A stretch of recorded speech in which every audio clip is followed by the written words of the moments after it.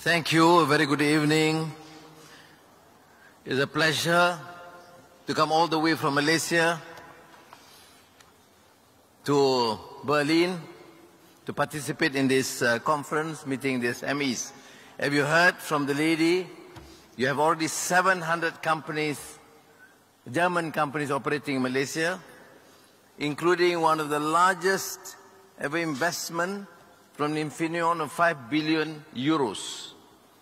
They have chosen Malaysia with Zeman, with Baus, with a number of known operators, because you have a region, a sub-region, ASEAN, the most peaceful in the world for now, fastest growing economy in the world, having exceptionally important strategic position, very close to Europe and United States, and extremely close to China, Japan, and Korea. So I think for the strategic importance of Malaysia is where we would certainly welcome the German participation, particularly the SMEs. As we mentioned, this is a period of gloom. I was discussing with the Vice Chancellor just now, just before this session, about the pessimism, because we talk about nothing else. Ukraine, Gaza, the conflict between China and the United States, the slow pace of economic development, the post-normal crisis of chaos, of contradictions and complexity. So come to Malaysia and Southeast Asia and ASEAN, because we are very optimistic. When we look at Germany, and I told the Chancellor, the President, Steinheimer, Chancellor Scholz, I said, when we, from a distance, look at Germany, we learn a lot. What do we learn? This was a country completely devastated after the Second World War and severely punished to the extent that a complete devastation of your cities, including Berlin. But there was a worst period, very tragic, in modern times. But you emerge as a force. You emerge as a major economic force in the world. People like us look at Germany and say, what is it that they have that make them so confident, so optimistic, so diligent, and so disciplined to bring back that strength, to become a phenomenal force? So when the young professors and scholars I met this morning from Germany, who were naturally very pessimistic, very cynical, I said, yes, thank you very much, but I represent a different view. We look at this country and we learn from it. So the problems that you face now, even when you talk about all these issues of wars and calamities and climate challenge, is small, minor, compared to the problems that our parents, our fathers and mothers had to face immediately after the Second World War. So I represent a very optimistic view of the world. And in our region, because it is peaceful, it is a democratic system, as I said, it has a completely pragmatic policy, very non-aligned, keeping very close relations with the West, and extremely cordial relations with China and the East.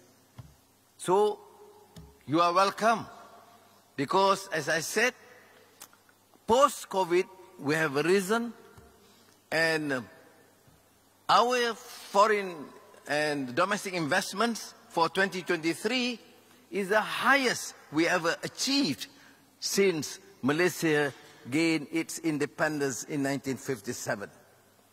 The German companies' participation in investments have increased in the last year. So You need to ask, why did all these Siemens and Infineon choose Malaysia? And Airbus has a major facility now. It's because it's peaceful. It has clear economic policies to attract investments. And it has a dynamic sort of a relations with all countries, very positive. Although we do express our views strongly on many issues, sometimes a slight difference with Germany, but it does not matter. What is important is in the economic relations, in the political understanding, in working together, we have become great friends. And I think with what I've read and numerous interviews, everybody be asking, you know, is a problem with the United States and China is impacting the world? I said no. We have half a century of these negative vibes about a possible tension within China because of Taiwan, because of the South China Sea. For the last 50 years, there has been this negative perception. But let it remain in the political arena. And in the business community, takes a more realistic position. That as far as we see, and we experience, and we know, in this excellent bilateral relations with China, we have RCEP, which is FTA with China, with Japan, with Korea, and we are, of course, at your service. We will engage, but you need the China market, but you need an important base in Malaysia. We will provide that base for export, as Volkswagen have done with Airbus and many other companies, and of course Infineon and Siemens, to make sure that Malaysia remains to be a hub. Which comes to the next fundamental question. Is the policy attractive? Are we clear on our policies? My answer is yes. In our Madani economic framework, we have energy transition is very clear. We will become, in the region, a major hub for green technology, for hydrogen, for ammonia. And the hydropower is huge, probably the largest in the region, to the extent that we can export to the new capital in Indonesia, undersea cable of hydrogen, from energy from Sarawak, Malaysia, to Singapore, undersea cable from Sarawak into Peninsula, which means we have abundant source of energy for our disposal. And green alternative is being in the focus. And therefore, I would insist or appeal to you to understand this, because unfortunately, Europe has been just busy within Europe, but I think economic interest would compel you to look elsewhere. New markets and more economic sort of arrangements that can ensure you succeed in your business enterprise, and together we in Malaysia would benefit too. Malaysia has English-speaking force, of course, and there's also a major advantage. If you ask many of these big German companies, why do you go to Malaysia? Other than peace, clarity of economic policies, is also because of the workforce. English-speaking, disciplined, and well-trained.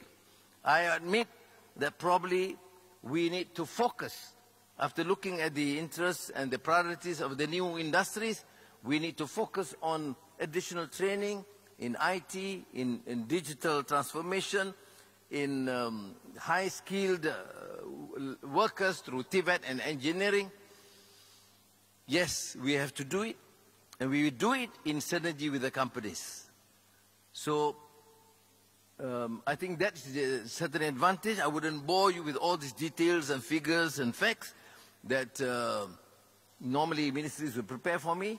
I just straight to the point that rarely do you have a region working together as one force in ASEAN Rarely you find extremely peaceful region and the most vibrant economically and the fastest growing region in the world, with the advantage of having very strong relations with the United States and Europe, and at the same time having equally strong relations with China, Korea and Japan.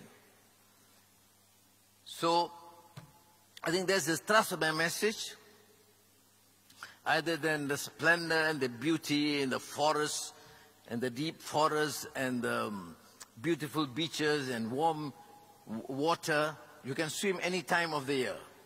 There's no winter in Malaysia. So I take this opportunity to introduce you to the country, to the policies, and at the same time to encourage you to have a look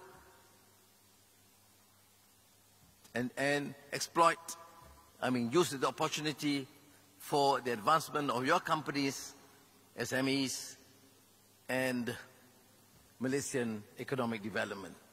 Now, I will conclude with just saying this. In the past, from Germany, we have all these giant companies. But to us, in the context of an emerging economy like Malaysia, SME here in Germany are huge. SME in Germany is to us big companies. So that's why I don't mention too much about SME, because to us you are not SME, you are SM big.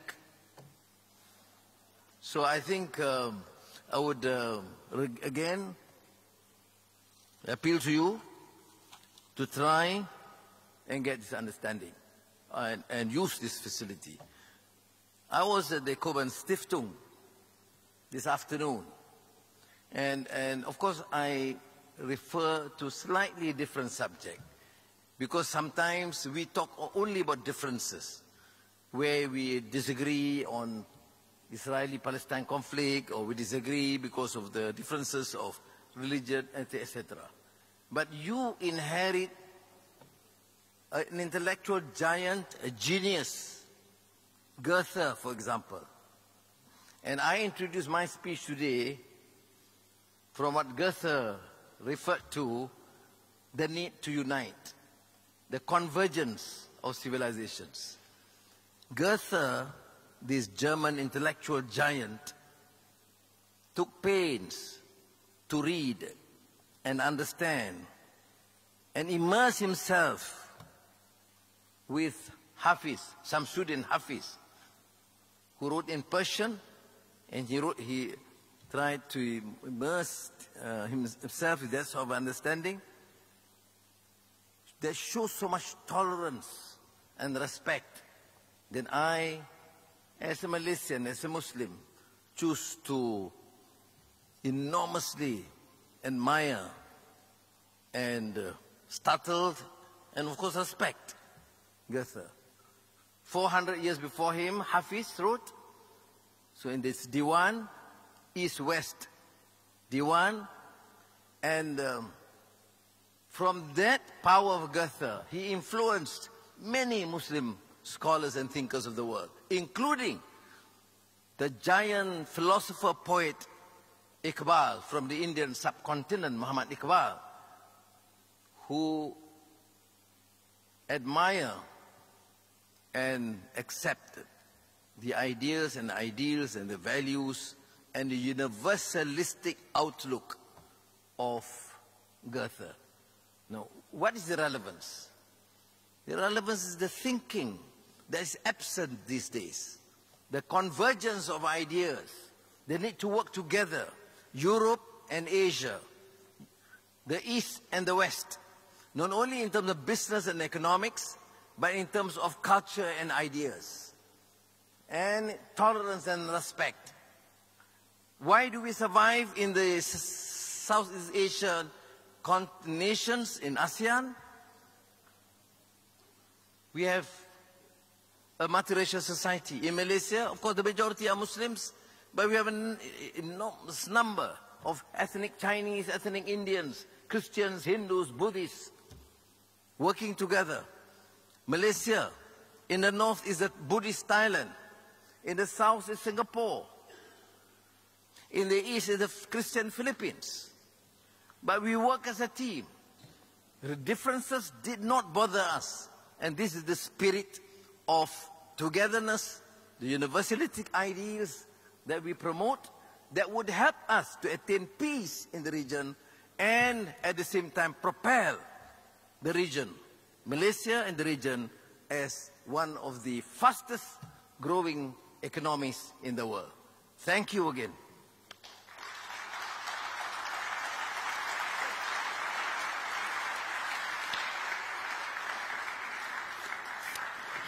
Thank you so much.